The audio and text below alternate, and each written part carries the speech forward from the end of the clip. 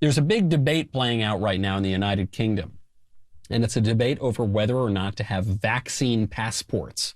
Do you want to have to present your medical history in order to go, not just get government services, but to go to a bar, to go to a restaurant? Do we want that kind of an invasion of our privacy? And do we want that kind of a power grab for the state, for big tech companies? It sort of seems like it's all the same thing right now. Joining us to help shed some light on this problem is our #1 British correspondent, Ian Haworth, here at the Daily Wire. We try to have one Brit on the show every single day when I fill in. Yesterday we had Maddie Kearns at National Review. Today we have Ian. Ian, first of all, thank you for joining. Thank you very much for having me. It's an honor to be the Daily Wire's diversity hire, so I'm happy to fill in. You are the director of diversity and inclusion here. I don't think they understand quite what that term usually means in the United States, but we appreciate your being here because this debate is not a usual left-right debate in the UK. I'm noticing it's two Tories, it's two conservatives who are debating this. The Prime Minister, Boris Johnson, is in favor of vaccine passports, and the Brexit leader, Nigel Farage, is opposed to the vaccine passports. And the left, I suppose, is totally gung-ho for it, so them we're going to count out. How have conservatives gone so crazy in the motherland that they would endorse this awful idea? Well, I think ultimately it points to the fact that American conservatism and British conservatism really aren't that similar, specifically when it comes to matters of individual freedom. I think that's really what Nigel Farage is pointing to, and that's why he's increasingly popular over here, is that he speaks of an individual freedom-based conservatism, which really is falling by the wayside. Like, yes, Boris Johnson is conservative in a British sense, but it's clear that when it comes to individual freedom, he's not as concerned. I mean, the idea of having to show papers that you have taken some kind of medical treatment just to go into a pub, which is really the focus of the debate right now, is pubs, which is quite appropriate for the UK. It's quite unbelievable if you are a conservative, but this points to the normalization of non-conservative values within the Conservative Party in the UK. Well, and this has been a problem for a long time, I guess, in the UK. You've seen the Tory party go through peaks and valleys over the years, and other parties rise up too. You know, UKIP, for instance, Nigel Farage's party, the UK Independence Party, the Brexit Party. You know, there are a lot of different political movements over there, unlike in the United States, where we just have these two political parties, the Republicans and the Democrats. But I wonder if there's an argument here against the vaccine passports.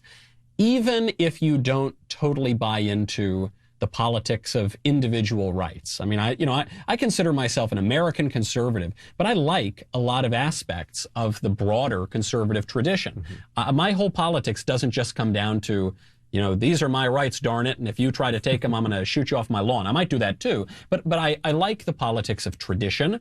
I like the politics of home. I like the politics of Edmund Burke and you know, even further back than that. So I have an affinity for British conservatism, but surely it's not in keeping with our Anglo-American traditions to have some dude at a pub check your medical history before he hands you a pint. I mean, even if you put the right stuff aside for a second, what is happening to our political tradition? I think another point that's being missed here is also that the government in the UK are trying to avoid responsibility when it comes to the next step for COVID. And a lot of responsibility is now being placed on business owners, small business owners, who are going to be at the front end of this situation. So can you imagine, say, you or I want to go to a pub in the UK, we have chosen not to be vaccinated. Now the face of the vaccine passport is the local pub owner. It's not the government who are forcing them to do this.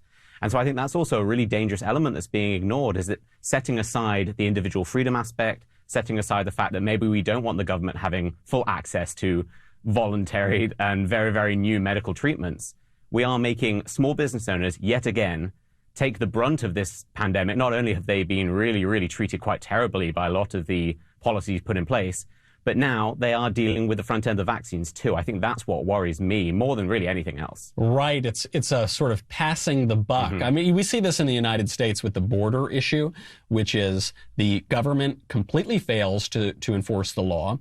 Very often they encourage foreign nationals to violate the law. And then you have proposals like E-Verify that would put the onus on employers to enforce the law. And I think, look, E-Verify is a fine idea if it's going to fix the problem.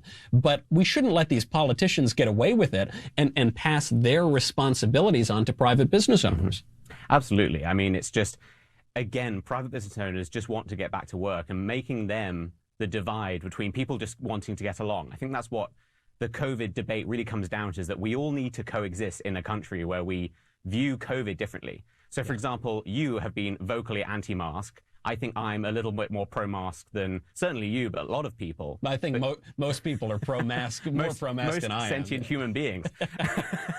But we need to coexist, and you and I need to find ways that we can share the same space. With masks, that's reasonable. Like, I can choose not to wear masks in certain situations. You can choose to wear masks in others. When it comes to a vaccine, it's not that simple. And I think that the government, both in the UK and in places like New York, are ignoring that.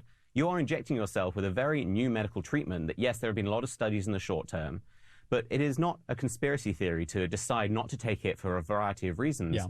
And those people are being shunned from society effectively. If you are forced to show a piece of paper to do as normal things as going into a store, going to a show, going into a pub, to prove that you have taken this very new treatment, you are very, very quickly going to be shunned from society. And I think that's something we need to be putting our foot down very strongly on. This is not a slippery slope. Like, we are at the bottom of this slope, and I think it's about time we really stand firm on this issue. Yeah, we're in the pool, right? Yeah. We're in the puddle right now.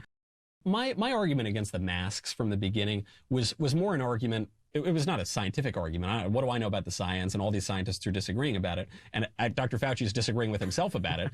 But it was always a political argument, which is, the pro-mask people told us this is going to help us get back to normal. You're going to see the masks and you're going to feel safer and you'll go interact. And I always thought the opposite was true. I thought, no, you're going to see everyone wearing masks for the first time ever in our civilization, and it's going to increase your anxiety, and it's going to give an excuse for this to go on and on and on forever. So we were told 2 weeks to slow the spread.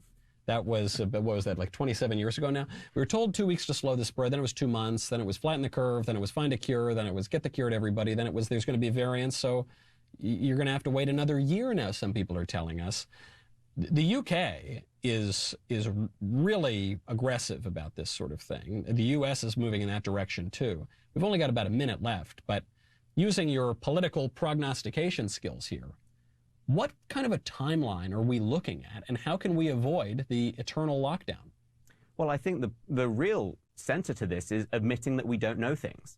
I think if we had politicians who admitted, like, yes, we don't know, that this is an unprecedented situation, it's a virus we haven't seen before, especially when China are doing everything they possibly can to make it as hard as possible to deal with this. I think as a society, and certainly our politicians, need to get used to saying, we don't know. We're going to learn as we go, and it's okay that we don't know. That's the really important thing. But unfortunately, it's almost like the prisoner's dilemma in a way, that the first politician to come out and say that we don't know, the other guy is just going to say, like, oh, see, he doesn't know. Yeah, I know. I do know. Me this time. Yeah, so that's the problem, is I think as a society, we need to get comfortable with not knowing things, understand that life has risks, and then dealing with the data as we go and being comfortable with the risks that come. I think that's the only way we can ever get out of this perpetual lockdown of the next terrifying thing that comes along. Right. Means Fauci just gets to decide what the latest rule is. Right. A bit of political humility. This is a political virtue that your fellow countryman Edmund Burke, the founder of modern conservative philosophy, he talked about a lot, but unfortunately it's totally gone by the wayside. Ian, you are doing your native land proud, much prouder than the Prime Minister, Boris Johnson, is doing them right now. Thank you very much for coming on. Ian Haworth. Facts don't care about your feelings, and it's a fact that The Ben Shapiro Show is the largest conservative podcast in the nation. Be sure to hit the subscribe button to stay up to date on all of our content.